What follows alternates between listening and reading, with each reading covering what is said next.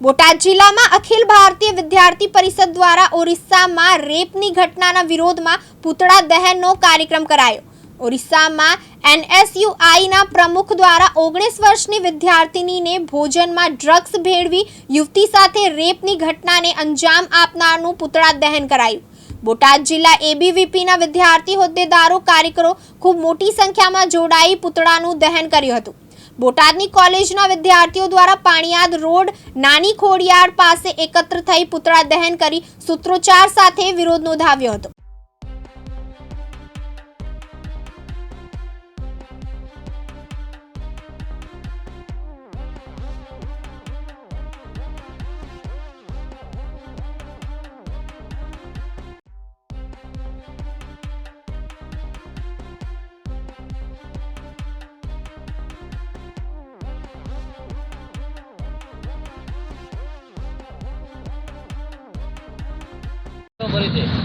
पार्थ कानेटिया बोटाद जिला अखिल भारतीय विद्यार्थी परिषद जिला संयोजक એનએસયુઆઈના વિરોધમાં એબીવીપી દ્વારા કાર્યક્રમ યોજવામાં આવ્યો છે।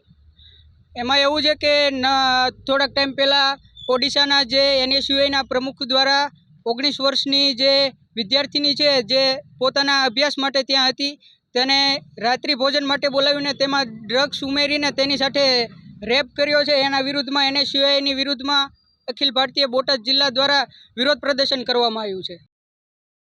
ભૂતાભાઈ સેખલિયા, દિવ્યાંગ ન્યૂઝ, બોટાદ।